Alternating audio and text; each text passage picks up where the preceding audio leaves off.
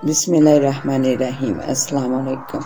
इन्हीं दिनों नूरे हजाम की लड़की कनीजा, जो एक बच्चे की मां थी, बेवा होकर मां के दर पर आ गई। बच्चे की उम्र 2 साल की थी। कनीजा इंतहाई खूबसूरत और हसीनो जमील थी। बाप मर चुका था, भाई शादीशुदा थे। बेवा बहन को घर तो ले आए, मगर भाभीियों के लिए वो एक बोझ बन गई थी। दूसरे महीने ही सरगोशियां शुरू हो गई। ज़ुबैदा अफसोस करने गई तो इसकी माँ मदद की तलबगार हो गई। ऐ बेटी ज़ुबैदा, मेरी कनीजा को भी कहीं काम पर लगवा दे। भाभियां तो अब रोटी देने की भी रवादार नहीं है। फजलू की बेटी ने देख किस तरह घर का नक्शा बदल दिया है। मेरी बेटी अपने बच्चे को पाल लेगी, तमाम उम्र तेरी आसानमंद रहूंगी। खाला, तुम क्यों परेशान होती हो? मैं बेगम साहबा से बात करूंगी, ज़ुबैदा ने तसल्ली दी। जरूर बेटी, जरूर बात करना, अपने पांव पर खड़ी हो जाएगी। ज़ुबैदा ने बेगम साहबा से बात करने का बहाना तो सिर्फ अपनी बात बढ़ाने के लिए कहा था। पहले भी वो कई लड़कियों को धंधे पर लगा चुकी थी। तीसरे दिन वो कनीजा को साथ ले गई। बच्चे की मां होने के बावजूद इसका हुस्न कायम था। बेगम साहबा ने पसंदीदगी से देखा और फिर इसे सर्वेंट क्वार्टर में भेजकर ज़ुबैदा को बुलाया और इससे कहा, लड़की तो अच्छी है, मगर ये बच्चा कहाँ जाएगा? इसका भी कुछ सोचूंगी। ज़ुबैदा ने कहा, यतीम खाने में भिजवा देते हैं। बेगम साहबा ने कहा, शायद कनीजा ना माने। ये तो तुम्हें मालूम ही है कि यहाँ पर बच्चों वाली औरत का क्या काम। पहले इसका बंदोबस्त करना पड़ेगा, ये बहुत जरूरी है। बेगम साहबा ने जोर देकर कहा। शाम को ज़ुबैदा कनीजा के पास गई और बोली, काम तो तुम्हें मिल जाएगा, मगर बच्चे को घर भेजना पड़ेगा। घर? मगर कहाँ? वो घबरा कर बोली, अपनी माँ के पास भेज दो। दूध तो तुम्हारा पीता नहीं है, चंद दिनों में माँ के साथ मिल जाएगा। फिर यहाँ ले आना, किसी स्कूल में दाखिल करवा के बच्चे की जिंदगी बन जाएगी। ज़ुबैदा ने सब्ज बाग दिखाए। तुम पर तरस खाकर बेगम साहबा तुम्हें तनख्वाह भी 3000 महीना देंगी। अब सोच लो, जैसे तुम्हारी मर्जी। ज़ुबैदा का लहजा ला ताल्लुक सा था। कनीजा चंद लम्हे खामोश रही, फिर पूछा, आज ही बच्चे को भेजना पड़ेगा? हाँ हाँ, वो कह रही थी लड़की ने अगर काम करना है तो बच्चे को वापस भेज दे। मैं घर जा रही हूँ, तुम कहती हो तो मैं इसे साथ ले जाती हूँ। 8-10 दिन के बाद तेरी माँ आकर मिल जाया करेगी। कनीजा की आंखों के सामने भाभीियों का रवैया, माँ की बेबसी और भाइयों की खामोशी आ गई। दिल पर पत्थर रखकर इसने ज़ुबैदा से कहा, खाला, ये अभी दूध पीकर सोया है, आप इसे ले जाइए और अम्मा से कह देंगे जरा इसके खाने पीने का ख्याल रखें। यूं भी मुझसे ज्यादा ये अम्मा के पास खुश रहता है। यहाँ तो जब से आई हूँ इर्द गिर्द देख देख कर रोता ही रहा है। आप इसे ले जाइए, सुबह तो आएंगी ना? हाँ हाँ, और क्या, बहुत काम पड़ा हुआ है। कनीजा, ये सब तो मैंने ही करना है ना आकर। ज़ुबैदा ने सोए हुए बच्चे को उठाकर कंधे से लगाया, इसके कपड़ों की पोटली हाथ में पकड़ ली और बोली, अच्छा खुदा हाफिज, मैं सुबह जल्दी आऊंगी। इतना कहकर वो तेज तेज कदम उठाती हुई चली गई। बेगम साहबा को बता आई थी। बाहर सड़क पर आकर वैगन को हाथ दिया और बैठ गई। 10-15 मील का फासला तय हुआ। अपने अड्डे पर उतरकर वो घर की तरफ चल दी। यहाँ से इसका घर मील भर के फासले पर था। हर रोज के आने जाने के सबब इसे ये रास्ते आसान लगते थे।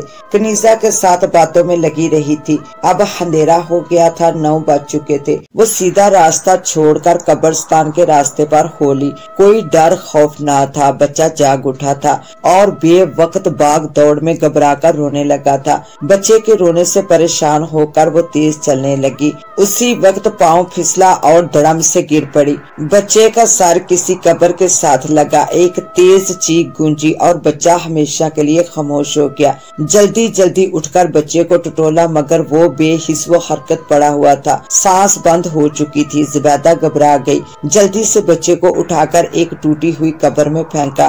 कपड़ों की पोटली भी साथ ही डाल दी और जल्दी जल्दी कब्रिस्तान से निकलकर कच्चे रास्ते हो ली। घर पहुंचते ही बाहर की दहलीज पर गिर पड़ी। सलीम घर पर था। माँ को उठाकर अंदर ले आया। चारपाई पर डाला। वो बेहोश थी और फिर सुबह होते ही तमाम गांव को पता चल गया था। इधर कनीजा ने रात 10 बजे तक तक खुद को हौसले में रखा, फिर रोना शुरू कर दिया। बच्चा कभी 1 मिनट के लिए भी इसने खुद से जुदा नहीं किया था। साथ वाले क्वार्टर में रहने वाली अधेड़ उम्र नजीरा इधर आ गई और इसे चुप कराने लगी। रोकर दिल की भड़ास निकली तो कनीजा ने इसे बताया, मैंने बच्चा घर भेज दिया है, मगर दिल को कुछ हो रहा है। हाँ बीबी, तुम लोगों की आंखों पर दौलत की पट्टी बंधी हुई है, क्या जरूरत थी यहाँ आकर नौकरी करने की। अब बच्चा वापस भेजकर रो रही हो। ये बच्चा अब तुम्हें कभी नहीं मिलेगा, किसी यतीम खाने में भेज दिया होगा।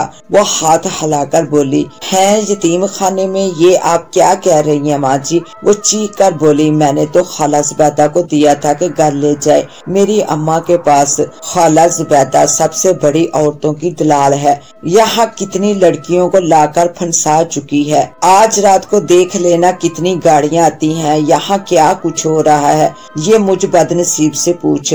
आज से 8 साल पहले मैं भी यहाँ अपने बच्चे के साथ आई थी, जो मुझसे छीन लिया गया और आज तक नहीं मिल सका। इसके बाद मेरे जिस्म के जरे जरे को इन दौलतमंद कुत्तों ने झंझोड़ा था और जब मैं किसी काम की ना रही तो मुझे बर्तन मांजने का काम सौंप दिया गया है।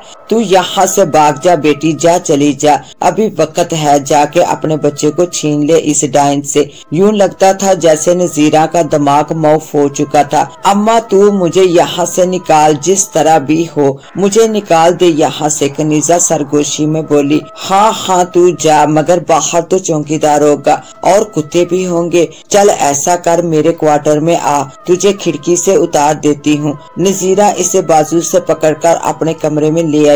खिड़की खोली, सामने मैदान था। वो हौसला करके बाहर कूद गई। देख बेटी, मेरा नाम ना बताना किसी को, और हाँ वो सामने सड़क है, दरख्तों की आड़ में चली जाना, अब गाड़ी नहीं मिलेगी तुझे, पैदल ही जाना होगा, जा चली जा। कनीजा सड़क के साथ भागती जा रही थी। हर तरफ हू का आलम था। कभी कभार कोई ट्रक वगैरह सड़क पर आ जाता तो वो खामोशी से दरख्तों की ओट में बैठ जाती, फिर उठकर चलने लगती। अब चांद निकल आया था। चांद की चांदनी में वो दूर तक देख सकती थी। शायद 10-12 मील का सफर तय कर चुकी थी कि सड़क किनारे इसे ट्यूबवेल नजर आया। ये ट्यूबवेल चौधरी इब्राहिम की जमीन में लगा हुआ था। इसे कुछ हौसला हो गया, वो अपने गांव के करीब पहुंच चुकी थी। फिर सड़क छोड़कर इसने कच्चा रास्ता ढूंढ लिया और कब्रिस्तान में पहुंच गई। चांद की चांदनी में हर चीज नजर आ रही थी। बिला खौफ वो खतरा ममता का जज्बा इसे ऐन उसी जगह पर ले गया जहां बच्चे के कपड़ों की पोटली पड़ी हुई थी। इसने झुककर पोटली उठाई। नीचे एक घड़े में इसका लाल बेहिस वो हरकत पड़ा हुआ था। तड़पकर गोद में उठाया और चीखती हुई गांव में पहुंची। सुबह के वक्त इसकी चीखों ने तमाम गांव वालों को उठा दिया। लोग इकट्ठे हो गए। रोते हुए इसने सारा माजरा सुनाया तो लोग मुर्दा बच्चे को लिए जुबैदा के घर पहुंचे, जहां पर वो जिंदगी की आखिरी सांस ले रही थी। फिर देखते ही देखते इसके सांस खत्म हो गए। हर बात दिल में रह गई। कनीजा ने सब कुछ बता दिया। चौधरी इब्राहिम ने सख्त लहजे में सलीम को कह दिया, हम इतनी जालिम और बदकिरदार औरत को अपने कब्रिस्तान में दफन करने की इजाजत नहीं देंगे। बिल्कुल चौधरी जी, आपका फैसला ठीक है। हम इसकी लाश को कब्र से निकालकर कुत्तों के आगे डालेंगे। कनीजा के भाइयों का खून जोश खा गया था। सलीम बेचारा हैरानो परेशान खड़ा था।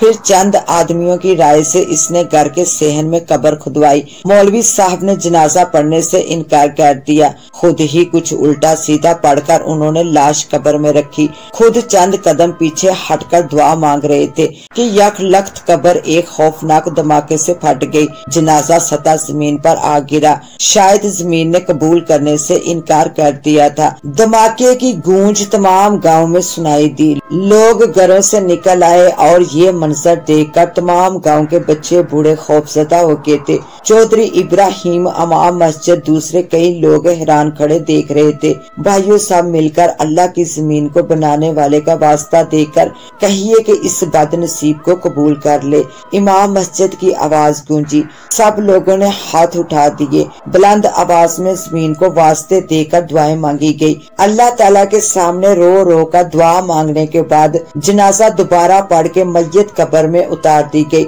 हर फर्द व बशर खुदा के खौफ से लर्ज रहा था, कांप रहा था, दुआएं मांगी जा रही थी। कब्र पर मिट्टी डाली गई और फिर सेहन में बिछी चार पाइयों पर कुछ लोग बैठ के कुछ ज़ेरे लब आयात कुरानी का विर्द कर रहे थे। तमाम रात लोगों ने जाकर गुजार दी, मगर दोबारा कोई बात ना हुई। अलबत्ता सुबह की रोशनी में लोगों ने देखा कि कब्र की मिट्टी का रंग सुर्ख हो गया था, जैसे ईंटों के बट्टे की मिट्टी सुर्ख होती है। अल्लाह ताला इसके गुनाहों को माफ करके इसकी बख्शिश फरमाए, आमीन। इसके साथ ही अब मुझे दें इजाजत, मिलते हैं इंशाल्लाह एक न्यू कहानी के साथ। तब तक के लिए अल्लाह निगहबान।